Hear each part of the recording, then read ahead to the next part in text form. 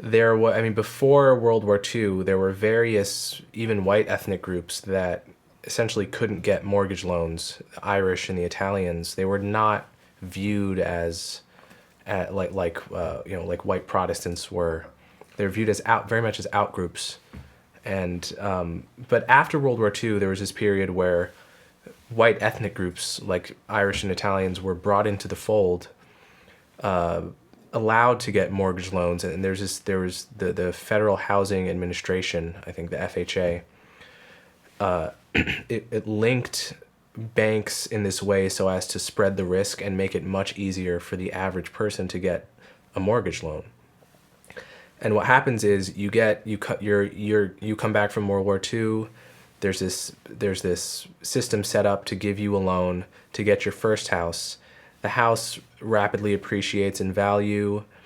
You can sell that house and use the money to put money down for the next house. You leave that house to your kids. That acts as a kind of Kickstarter for their career and a safety net for them. And black people were basically left out of this whole scheme from after World War II until the Civil Rights Movement, roughly.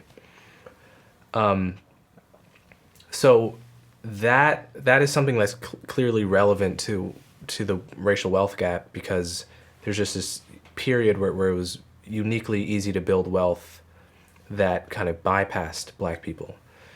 So yeah, I haven't anywhere disputed those historical facts, but I've disputed the degree to which that is explanatory of the entire wealth gap. There's a 10-to-1 wealth gap. Average white household has 10 times as much wealth as the average black household, but the income gap isn't nearly that big. It's something like $1 to 60 cents, right? Not even twice. So 10-to-1 wealth gap, that's a huge wealth gap. Mm-hmm. And I was pointing to other factors that are more liable to being changed, because we can't go back and undo redlining, no matter how much we should want to. Well, some people might suggest the idea of reparations. Yeah. So yeah, that's an idea. I mean, my position on reparations is I'm never going to turn down a free check. It would be money in my pocket, given that my ancestors were slaves here. But I don't see any way in which simple cash transfers are going to solve any of the underlying problems causing black underachievement. You mentioned on that note something along the lines of, if it just had to do with cash, then the government would be the ideal solution. But seeing what happened with the welfare expansion of the 1960s, you don't think that that's a good solution? Yeah, no. I mean, there was billions of dollars of worth of cash transfers in the Great Society, Lyndon Johnson's War on Poverty in the 60s and 70s, and this coincided precisely with the explosion of violent crime, especially in the black community, the explosion of single parent homes.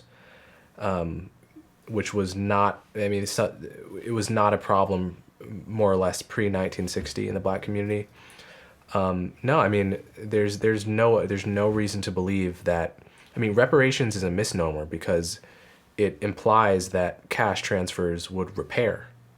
There's no reason to believe that's true. I mean, I should get into why I think that's true, because culture, like black American culture, is not the same as certainly white elite culture or Asian American culture. Yeah, that's fair. Obviously, these are huge generalizations for which you can find, many exceptions. But it's nevertheless true that behavioral patterns and values that are inculcated are different in different groups. And in black kids routinely get accused of acting white in school if they take too much of an interest in school, if they're smart. There's a social disincentive on doing well in school in a way that I would argue is probably flips in the other direction. For example, in the Asian American community, I don't know that. I'm certainly never heard of an Asian American kid saying that they got teased for not being Asian enough because they were doing too well in school. And yet the testimony from black kids, including myself, including Barack Obama, Michelle Obama, Jay-Z, Chance the Rapper have all talked about this phenomenon, and there are like a dozen ethnographic studies that have found this to be widespread. Yeah, it's there is a taboo on scholarly achievement, and especially in the middle school and high school years. That has massive implications. You find black households with this at the same socioeconomic level have fewer books in the home than white households. You know, Brookings Institution has surveyed kids, asking them how much homework they do per night. You find Asian American kids do roughly spend twice as much time on homework as white kids. White kids spend much more time on homework than black kids. And these are all cultural phenomena. Like, how does reparations fix that? It's not clear to me. And the other aspects I pointed out in that piece was Nielsen, the market research firm, has a lot of consumer spending data, and has found that the average black woman is more likely to own a luxury vehicle than the average white woman, which is rather shocking because given the racial wealth gap, you would expect the opposite to be the case, right? But it is the case that more likely to buy a luxury vehicle, more likely to buy jewelry, even expensive jewelry. And this is a point that has been made comedically by Dave Chappelle in one of his old skits, and I don't think he came under very much fire for it, but unfortunately I'm not as funny as Dave Chappelle, no matter how much I try to be. But You're young. Yeah, give me a few years. Yeah. The point is, all of these differences are highly relevant. Like the cardinal sin, in my view, the mistake to make is to look at a statistical disparity in some outcome, whether it's college graduation or income or wealth, and to assume that the groups you're comparing have the same behavioral patterns, so that whatever outcome that's disparate, it must be the case that somewhere along the line there is some kind of system, whether it's overt or not, that is discriminating against one or the other. There's no reason to believe. I mean, that it could be the case that some of that is true, but it certainly doesn't explain most of the phenomenon, in my view. What exactly is systemic racism? So I think that systemic racism is the idea that any given system in America, or anywhere on Earth for that matter, it can be the case that there are no racist people along the chain from, say, kindergarten to college, right? That there are no consciously racist individuals, but the system can still spit out racially disparate outcomes. That it's racism without the racists. And it's a very common view nowadays that this is the case, everywhere from the police to job hiring and housing and whatnot. And it's a very complicated picture. There's so much data to wade through, but there is a kind of big picture way to test this hypothesis, which is to compare the outcomes of Black Americans to the outcomes of West Indian blacks. What West Indian blacks tend to be from Jamaica, Barbados, other places in the West Indies, and they migrate to this country and they have children that are indistinguishable from Black Americans. You wouldn't be able to tell if I was this son of a Jamaican immigrant or the descendant of a slave. Exactly. So it's basically a crude science experiment, right? Is what you're holding equal in these two groups is whatever amount of systemic racism there is in society. Because the police can't tell the difference between them, employers can't tell the difference, speak the same, roughly, look very similar. Indeed, West Indian blacks tend to be a bit darker skinned. So from a colorism perspective, they should even be getting treated worse. Mm-hmm. But what you find is that in 1970s, census data showed that in the city of New York, second generation West Indians earned 58% higher incomes than American blacks and 15% higher than the national average generally. So they do really well. Yes, they do very well. And that's been the case for decades. And in the same exact cities, there was this study that was widely circulated about the wealth gap that found that the average black Bostonian had $8 to his or her name in terms of wealth, which is shocking. Mm-hmm. This was reported as obviously racist. The same study finds that the average black Bostonian of West Indian descent had $12,000. So the same city, Wow. same exact city, subjected to the same level of systemic racism to the extent that it exists in Boston, wildly different outcomes. There's also this Columbia sociologist, Van Tran, who's done great work on this, comparing neighborhoods in New York with black Americans to neighborhoods right next to them with black West Indians, equally segregated from the white communities around them. And you see a totally different pattern of college enrollment, high school graduation, two-parent homes, crime. And again, this is not to say that these groups are perfectly comparable in every way, because there are immigration selection effects. So like the immigrants who get to this country from Barbados and Jamaica tend to be the cream of the crop of those countries. So it's not, in that case, it's not strictly analogous, but what is held equal is systemic racism.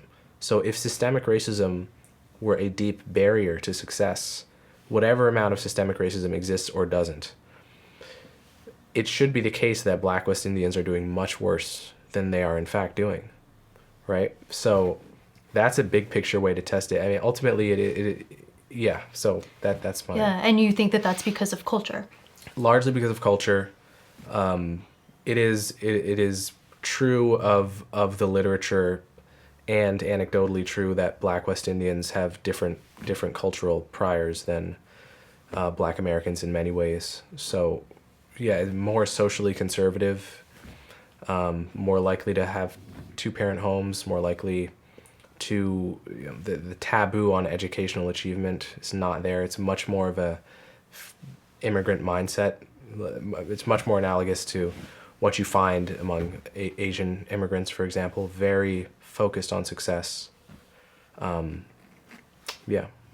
Now, why do you think that your findings on Black American culture, you're talking about the acting white, you're talking about the spending. I think you also write about, on this note about culture, you also talk about, crime. You brought up crime. Like, where do you think this comes from? This notion to have this culture, really, like... Culture is a bit mysterious. I mean, there are many there are many hypotheses. I mean, Thomas Sowell has this great essay entitled "Black Rednecks and White Liberals," in which he argues that before emancipation, something like 90% of black people lived in the South and were slaves and absorbed the culture of the white South around them, which was very, compared to the North, white Southerners were deeply anti-intellectual, not as, were notoriously lazy compared to white Northerners, and had all of these kind of backwards cultural elements that they had gotten from Scotland. And one of his arguments is that that kind of culture seeped in the South and had long-term implications, whereas in the Black West Indies, they were slaves there too, but slaves there were allowed to be entrepreneurial in a way that slaves in the South were not, because there were virtually no white people around in the West Indian colonies. Just there was an overseer, but they were just extraction colonies, and slaves had to do everything for themselves to survive, grow their own food, for example, whereas not true of the South. So very different historical circumstances, structural circumstances that can have long cultural consequences. That's one hypothesis. Mm-hmm. It's not to say that's the only explanation. I mean, some cultural features are just, in my view, more or less straightforward consequences of historical racism. For example, the crime problem in the black community. Eugenics was a mainstream ideology across the political spectrum in the beginning of the 20th century. What is eugenics? Eugenics being the idea that we need to prevent the, quote, genetically inferior members of society from reproducing and promote reproduction among the genetically superior member of society in order to improve the species. So it was taken as mainstream among progressives on the left and conservatives on the right in the early 20th century that black people were inferior and should be encouraged to not reproduce for the betterment of humanity. And this is a period when police forces are also ramping up and taking their modern form. So what happened is that, or at least one thing that happened is that white communities got the benefit of policing where black communities didn't. The attitude was, if there's violence in the black community, we'll basically let them kill each other as a form of population control. Whereas if there's violence in, say, the Irish community, we're going to crack down on it and make those communities safe. So what happens is that in the absence of a police force, the natural state of any human group, regardless of race, is for young men to compete for status through violence. And the black community did not get the benefit of policing in the same way. So a culture of honor, a culture where every young man is incentivized to take revenge on the person who killed his friend or brother. Which is what you see in a lot of gangs right now. Exactly. Right? Yes. So that the way I view it is that if an alien came from Mars and just studied the past 10,000 years of human history, they would find the rate of homicide and violence in Chicago and in St. Louis and South Central LA. They would find that to be more typical. And they would find that the really low rates of violence in Cambridge, Massachusetts, or really nice suburbs, they would find that to be the phenomenon to be explained. And the way it's explained is that is good and effective policing, which the black community has historically lacked, largely for reasons of racism, and in some ways still lacks, because there is in many high crime communities, there's an over policing of drug offenses and an under policing of violent offenses, where a murder of a black person is less likely to be solved than a murder of a white person by a significant degree. So what that does is now, my cousin was killed and I can't count on the police to solve it. So who am I if I don't retaliate?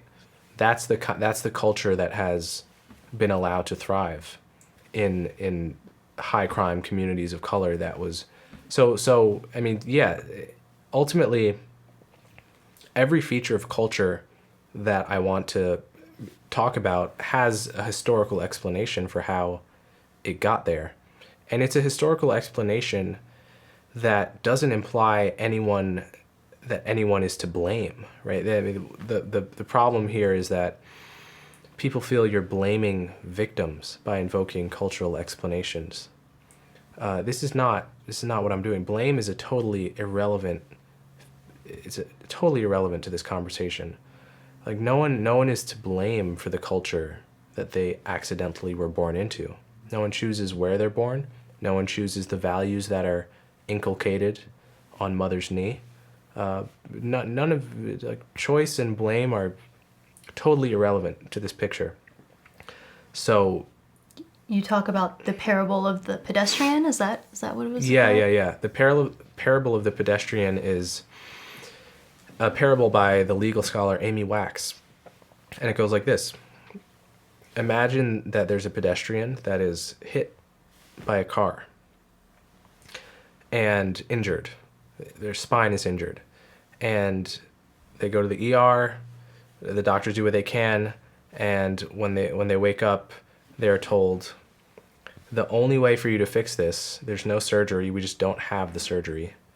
The only way for you to fix this is to go to physical therapy for 2 years every day. And in that context, that pedestrian might feel, well, this is ridiculous. Why is it on me to fix this, right? It should be on the driver. I should be getting damages. The driver should be making me whole. He's the one that hit me, which is true. But just make the driver Bill Gates, so that if there were a surgery that cost $1 billion, he could cover it. There just is no surgery. There's just nothing that exists. The only cure is for the pedestrian to work. As unfair as that is, right? It's not victim blaming in that context to say you're the one that has to do this, even though you're not the one that caused the problem. So this analogy is to any feature of Black culture that at this point is counterproductive and leading to bad outcomes that wasn't caused by Black people. It may have been caused by slavery, caused by Jim Crow. But it's not just the person who causes something is not often able to fix it, or not always able to fix it. And this is loops back to reparations before. Like, how is reparations going to fix the taboo on academic achievement? No, I mean that's a problem that has to have an internal, bottom-up solution, even if it's a problem that was created by white people in the past. Right. Well, for this one in particular, I've heard that it's harder for Blacks to speak in education, to move up the education ladder, because it's harder with single mothers at home to watch after the kids, to make sure they do the homework, because they have to work so many jobs, because husbands are incarcerated at rates higher than other races. I mean, what would you say to that? Essentially just culture again? Well, I guess because I know it's a lot there. Yeah, it's a lot there, but I mean, the first causal link in that chain was Black men are incarcerated. So that's, I mean, the assumption being that's why they can't be fathers at the same rate. Yeah, I mean, there's truth to that, but again, to frame it as Black men are incarcerated more, the flip side is that Black men commit crime more, right? Like 52% of the murders in this country for the most recent year available were committed by Blacks, yet we make up 14% of the population. The victimization rate for homicide is 6 times higher for Blacks than whites. This is a problem that obviously, like I said at the beginning, it seems to confirm stereotypes that are deeply uncomfortable. But it's a problem that is disproportionately suffered by Black people. I mean, when it comes to two-parent homes, it is true to say that from emancipation until 1960, roughly, the rate of two-parent homes was not that different between Blacks and whites.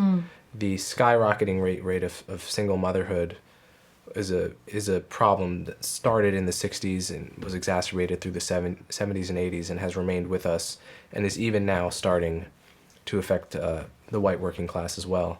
But if racism is a straightforward explanation for the single-parent home problem, it would make no sense, because racism was much worse in 1950, but the single-parent home problem is much worse today. So the trend lines are going in. So what happened there?